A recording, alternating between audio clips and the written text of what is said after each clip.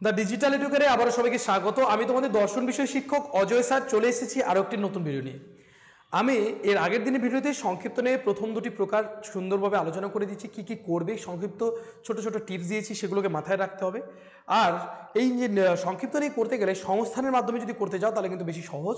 তাই সংস্থান একে যদি করো, বৈধ করার চেষ্টা করো, তাহলে কিন্তু তাড়াতাড়ি করতে পারবে। ঠিক আছে, তাহলে চলো আজকে তৃতীয় প্রকার দেখে নিই, আর দুটো ব্যতিক্রম দৃষ্টান্ত আমরা দেখে নেব। ঠিক আছে, চলো দেরি করবো না। তৃতীয় প্রকার কি? সিদ্ধান্ত ঊর্ধ্ব থাকবে। তাহলে বলা হয়েছে তৃতীয় প্রকার হচ্ছে আমাদের সিদ্ধান্ত ঊর্ধ্ব থাকে। এবার এগুলো ছোট প্রশ্ন হতে পারে। তৃতীয় প্রকার সংক্ষিপ্ত নেয় কোন তোমার বচন ঊর্ধ্ব থাকে? তাহলে সংক্ষিপ্ত ন্যায় সিদ্ধান্তটি যে সেই সংক্ষিপ্ত ন্যায় সিদ্ধান্তটি ঊর্ধ্ব থাকে সেই প্রকার সংক্ষিপ্ত ন্যায়টিকে বলা হয় তৃতীয় প্রকার সংক্ষিপ্ত ন্যায়। তাহলে এখানে দেখো সব মানুষই মননশীল এবং কমল মানুষ, এই যে বাক্যগুলো রয়েছে এখানে কিন্তু আমরা জানি এবং দ্বারা যুক্ত কোনো বাক্যের মধ্যে কি থাকে না বলতো? এবং দ্বারা যুক্ত বাক্যের মধ্যে কোনোটাই কি থাকে না? কি থাকে না বলতো? খুব সুন্দরভাবে যদি দেখো যে আমাদের কিন্তু সিদ্ধান্ত থাকে না, তার অন্য কোনো বাক্য হবে সিদ্ধান্ত। ঠিক আছে, তাহলে আমরা গঠনের নিয়মটা দেখে নিই একবার। বলছে সিদ্ধান্তে পক্ষ ও সাধ্য থাকে। এই সিদ্ধান্তের মধ্যে কি থাকবে? এস থাকবে আর কি থাকবে? পি থাকবে। এখন প্রদত্ত যুক্তি থেকে প্রথমে প্রধান আশ্রবাক্য ও অপ্রধান আশ্রবাক্য গঠন করে নিলে অপ্রধান আশ্রবাক্য থেকে পক্ষপদ এবং প্রধান আশ্রবাক্য থেকে সাধ্যপদ পাওয়া যাবে। এখানে যখন আমি প্রধান আশ্রবাক্য এবং অপ্রধান আশ্রবাক্য বের করে নেব, তো প্রধান আশ্রবাক্য কি? এটাই প্রধান আশ্রবাক্য। ভালো করে দেখো, এখানে সকলের কথা বলা আছে, সকল মানুষের মরণশীল। আমরা এটা এই উদাহরণটা জানি, সেজন্য এই সহজ উদাহরণটা দিয়েছি। তাহলে দেখো সকল, অন্য কালি দিয়ে করি নাহলে বুঝতে পারবে না। দেখো সকল মানুষ হয় মরণশীল। কোন বচন এটা? এ বচন। এটা হচ্ছে আমাদের প্রধান আশ্রবাক্য। অপ্রধান আশ্রবাক্য কি? কমল হয় মানুষ, তাহলে কমল হয় মানুষ। কমল হয় কি? মানুষ। দেখো আশ্রবাক্যের মধ্যে যে পদ দুবার থাকে, দুটি আশ্রবাক্যের মধ্যে থাকে, সেটা হচ্ছে হেতুপদ। তাহলে এটা কি? এটাও এ বচন। তাহলে দেখো মানুষ পদটা এখানে রয়েছে, এটা তাহলে মানুষ পদ হচ্ছে হেতুপদ। তাহলে এখানে এম পদ হচ্ছে আমরা পেয়ে গেছি, এটা হেতুপদ, এটাও হেতুপদ। এবারে মরণশীল হচ্ছে আমাদের কিন্তু পি, আর হচ্ছে কমল হচ্ছে আমাদের এস। তাহলে এসপি পেয়ে গেলাম।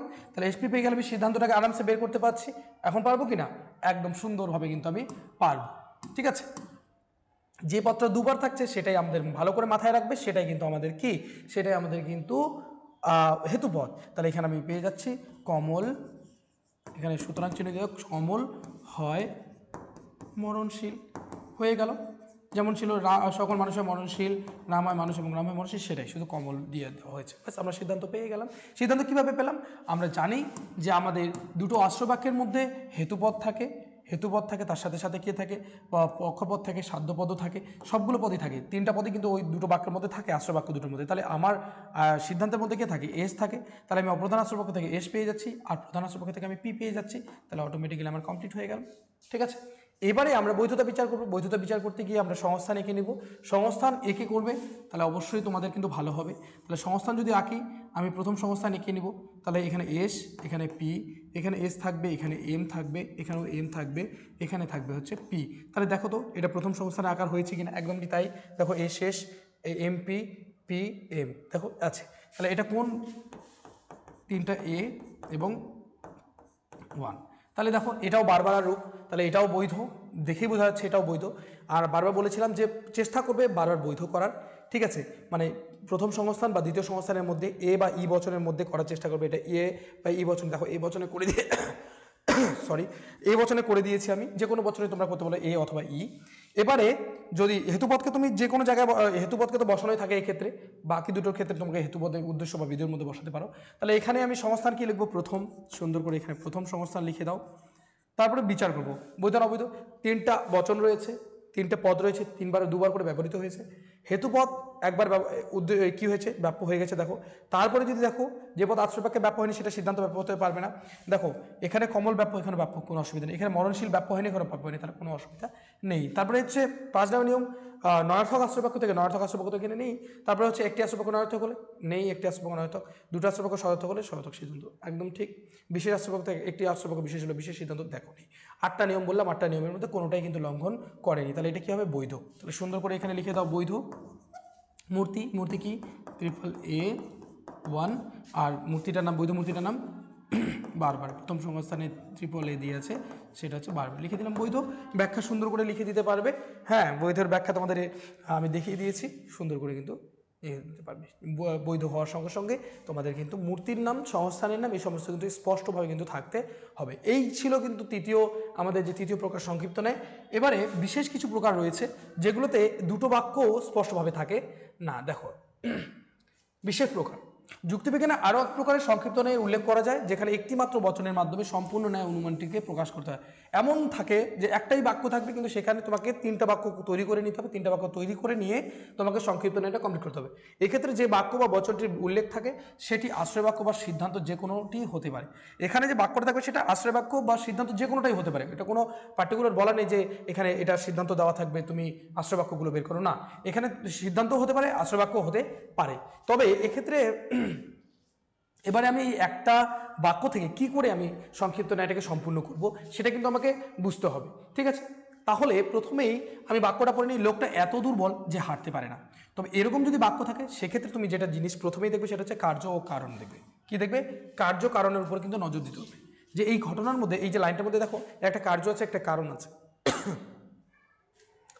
প্রথমত, লোকটা এত দুর্বল যে হাঁটতে পারে না। কে দুর্বল? লোকটা। তাহলে লোকটা দুর্বল, এটা হচ্ছে কারণ। আর এই কারণের ফলে সে তার কি করছে, লোকটা হাঁটতে পারছে। লোকটা কি করতে পারছে না? হাঁটতে। তাহলে দেখো, কারণ কি হয়? কারণের ক্ষেত্রে থাকে হেতু, তাই না? কারণকে আমরা হেতু বলি। আর হেতুপদ কি থাকে না? হেতুপদ কিন্তু আমাদের কোথায় থাকবে না বলতো? বলতো কোথায় থাকবে না? হেতুপদ কিন্তু আমাদের সিদ্ধান্তে থাকবে না। তার মানে লোকটি যে দুর্বল এটা কিন্তু আমাদের কখনো সিদ্ধান্তে যেতে পারবে না। যে হাঁটতে পারে না এটা কিন্তু আমাদের সিদ্ধান্তে যেতে পারে, কারণ এটা কার্য। কার্য সবসময় আমরা সিদ্ধান্ত মনে করি, তাই না? কার্যকে আমরা কি মনে করি সবসময়? সিদ্ধান্ত। তাহলে শর্টকাটভাবে মাথায় রাখবে যে যেটা কারণ সেটা কিন্তু হেতুর জায়গাগুলোতে থাকবে, প্রধানাশ্রয় বাক্য অপ্রধানাশ্রয় বাক্য বসবে। কিন্তু আমাদের মাথায় রাখতে হবে যে এই যে কার্যটা সেটা কিন্তু আমাদের সিদ্ধান্ত জায়গা। তাহলে যদি আমরা দেখি এখানে আমরা বুঝতে পারলাম যে লোকটা দুর্বল, এটা হচ্ছে কারণ। আর কার্য কি? লোকটি হাঁটতে পারে না। লোকটা হাঁটতে পারে না। তাহলে এবারে আমি সিদ্ধান্ত করব। সিদ্ধান্ত কি হবে? লোকটি নয় হাঁটতে পারা ব্যক্তি। কোন বচন এটা? ই বচন। কোন বচন? ই বচন। তাহলে লোকটি নয় হাঁটতে পারা ব্যক্তি। লোকটি হাঁটতে পারে না, তার মানে লোকটি নয় হাঁটতে পারা ব্যক্তি। এবারে আমি লোকটি হচ্ছে আমার কি? এস। আর হাঁটতে না পারা ব্যক্তিটা হচ্ছে পি। তাহলে এবার এস দেখে আমি অপ্রধান আশ্রয় করতে পারি, সেটা কোথায় আছে? এই যে লোকটা এত দুর্বল, তাহলে এটা হচ্ছে আমাদের অপ্রধান আশ্রয়। তাহলে লোকটি কি? লোকটি হয়, লোকটি কি হয়? লোকটি হয় দুর্বল। লোকটি হয় কি? দুর্বল। তাহলে এটা কোন বচন? এ বচন। এবারে দেখো আমি কিন্তু কি পেলাম? এখানে এস পেয়েছি, এখানে এমও পেয়ে গেছি, পিও পেয়ে গেছি। এবার আমার প্রধান আশ্রয় বাক্যে কে থাকে? এম আর পি থাকে। এবারে আমি কি করব? অবশ্যই চেষ্টা করব প্রথম সংস্থান করার। প্রথম সংস্থান আকার আমি এঁকে নেব। দেখো, প্রথম সংস্থান যদি আমি এঁকে নিই তাহলে প্রথম সংস্থান আমার এইভাবে যাবে।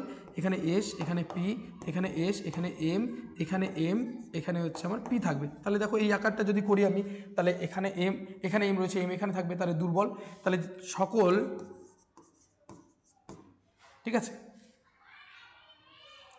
এ বচনে হবে কি? এ বচনে করবো না, এটা করব ই বচন। কোনো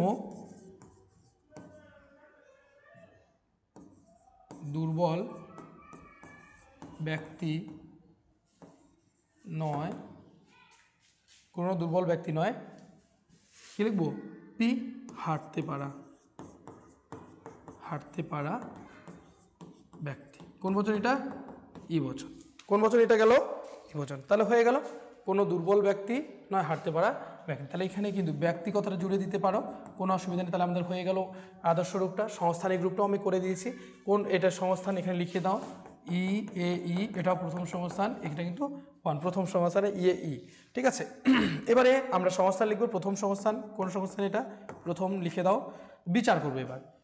3টি বচন আছে, 3টি পদ আছে, দুবার করে ব্যবহৃত হচ্ছে, কোনো অসুবিধা নেই। হেতুপদকে দেখবো ব্যাপ্য হয়েছে কিনা। দেখো, হেতুপদ দুর্বল ব্যক্তি ই বচনে এখানে থাকায় ব্যাপ্য হয়ে গেছে। তারপরে যে পদ আশ্রয় বাক্যে ব্যাপনে সিদ্ধান্তের দুটো পদেই ব্যাপ্য আছে। দেখো, সিদ্ধান্তে হাঁটতে পারা ব্যক্তি, লোক, দুটোই ব্যাপ্য আছে। হাঁটতে পারা ব্যক্তি এখানেও ব্যাপ্য, এখানে লোকটিও ব্যাপ্য, কোনো অসুবিধা নেই, দুটো জায়গায় ব্যাপ্য হয়ে গেছে। তবে নয়ার্থক আশ্রবাক্য থেকে নয়ার্থক আশ্রবাক্য, দুটো আশ্রবাক্য যদি নয়ার্থক, দুটো আশ্রবাক্য নয়ার্থক নয়, একটি আশ্রবাক্য নয়ার্থক থাকলে সিদ্ধান্ত নয়ার্থক। তাহলে দেখো এগুলো সবগুলো নিয়মই মেনেছে।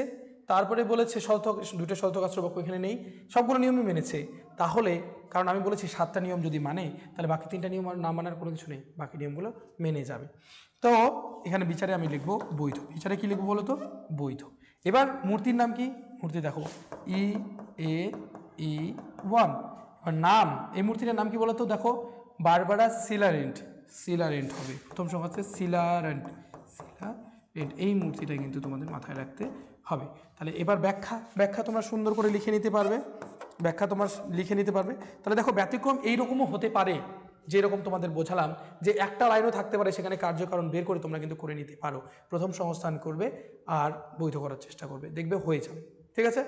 আমার ছাত্রছাত্রী, অফলাইন ছাত্রছাত্রীরা এবারে যে সংক্ষিপ্তনে এসেছে সেটাও সুন্দর করে করেছে, যদিও সেটাও আমি তোমাদের পিওয়াইকিউর মাধ্যমে করাবো। ঠিক আছে? লাস্ট আরেকটা ক্লাসের পরেই কিন্তু তোমাদের এই চ্যাপ্টার শেষ, তারপরে আমি পিওয়াইকিউ একদম পর চলতে থাকবে। ঠিক আছে? এখন আর স্কিপ করবো না, যতই অসুস্থতা থাক, কারণ তোমাদের দায়িত্ব আমার কাছে রয়েছে, আমি অবশ্যই ক্লাস দিতেই থাকবো। তাহলে এটা গেল। এবার যে প্রশ্নটা তোমাদের বারবার যে স্যার সংক্ষিপ্তনে অবৈধ হতে পারে কিনা, অবৈধ হতে পারে। দেখো এবারে এটা হচ্ছে সেই বিশেষ প্রকার যেখানে অবৈধ হতে পারে। দেখো কি বলেছে, লোকটি অভদ্র নয় তাই লোকটিকে মানুষ বলা চলে। লোকটি অভদ্র নয়, লোকটিকে মানুষ বলা চলে। ঠিক আছে? তাহলে এবার এখানে আমি সিদ্ধান্ত করব তাই, এই যে তাই দিয়ে যে বাক্যটা রয়েছে সেটাই সিদ্ধান্ত, তাই না? তাহলে কি করব, লোকটি হয় কি বলতো? মানুষ। লোকটি হয় কি? মানুষ। তাহলে লোকটি হয় মানুষ, এটা কি? এ বচন। তারপরে দেখো এবারে এই লোকটি থেকে আমাদের কি অপ্রধান আশ্রবাক্য বের হবে। তাহলে লোকটি অভদ্র নয়, কি হবে? লোকটি নয় কি বলতো? লোকটি নয় অভদ্র, লোকটি নয় অভদ্র, লোকটি নয় কি? অভদ্র। এটা কোন বচন? ই বচন। এবারে আমাদের কোন বাক্য বাকি রয়েছে? দেখো প্রধান আশ্রবাক্য। কোন বাক্য রয়েছে? প্রধান আশ্রবাক্য। এবারে প্রধান আশ্রবাক্য আমি করব, কি করব বলো তো? আমি এখানে আমাদের নিয়ম হচ্ছে প্রধান আশ্রবাক্য থাকলে এ বা ই যে কোনো আমি করতে পারি। এখানে আমি যদি পদগুলোকে বের করে নিই, এটা হচ্ছে আমার এস পদ, এটা হচ্ছে আমাদের পি পদ, এটা হচ্ছে আমাদের এস, এটা হচ্ছে কিন্তু এম। তাহলে দেখো এম পি এস সব আমি 3টা পদই পেয়েছি। এবার নিয়ম হচ্ছে হেতুপদকে আমি যে কোনো জায়গায় রাখতে পারি, হেতুপদকে আমি কি যে কোনো জায়গায় রাখতে পারি, উদ্দেশ্য অবৈধ যে কোনো জায়গায় রাখতে পারি। যে কোনো জায়গায় রাখো দেখবে অবৈধ হবে। এটা কেমন করে? ধরো তুমি এটাকে ই বচনে করো, ই বচনে যদি করো, দেখো ই বচনে যদি করি, তাহলে ই বচনে করলে আমাদের যদি প্রথম সংস্থানে করার চেষ্টা করো, তাহলে প্রথম সংস্থানে যদি করি তাহলে এই আকারটা আসবে। তাহলে এই আকারটা আসলে এমটা এইদিকে থাকবে। তাহলে কি হবে? অভদ্র। তাহলে অভদ্র ব্যক্তি বা অভদ্র কোনো, এখানে কোনো কথাটা জুড়ে দিতে হবে কিন্তু, ই বচন কোনো অভদ্র ব্যক্তি নয় মানুষ। ঠিক আছে? কোন বচন? এটা ই। এবার এ বচনে যদি করি, এ বচনে কী হবে? সকল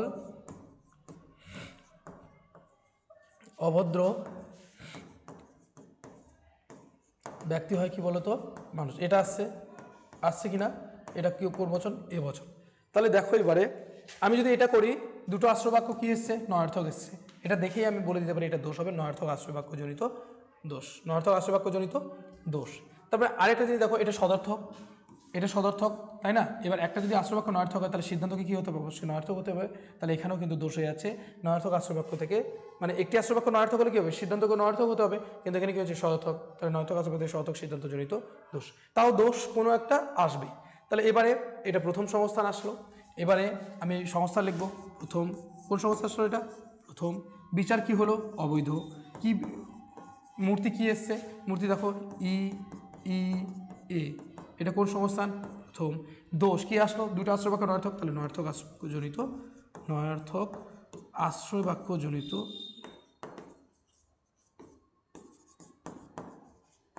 ব্যাখ্যা তো তোমরা জানোই, ব্যাখ্যা তোমরা পারবে।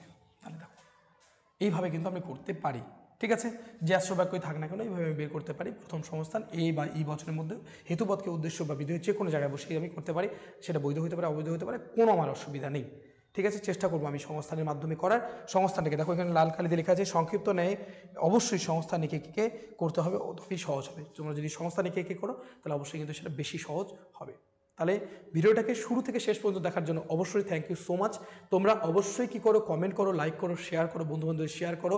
এত সুন্দর ক্লাস তোমরা পাচ্ছ ফ্রি অফ কস্ট, কোনো তোমাদের টাকা দিতে হচ্ছে না, কোনো রকম ফিস দিতে হচ্ছে না, সবাইকে জানিয়ে দাও। ঠিক আছে, চ্যানেলটার পাশে থাকো, আমরা তোমাদের পাশে রয়েছি। ঠিক আছে, তাহলে দেখা হচ্ছে নতুন আরেকটি ভিডিওতে। এরপরের দিন আমি এর যে শেষ পার্ট বৈধতা বিচার কী করবে সেটা নিয়মগুলো শিখিয়ে প্র্যাকটিস করে তারপরে PYQ একদম সিরিয়ালি চলবে 2024 সাল পর্যন্ত যত সালের হয়েছে, তারপরে আমরা শুরু করব নতুন অধ্যায়। ঠিক আছে, টাটা, বাই বাই, দেখা হচ্ছে।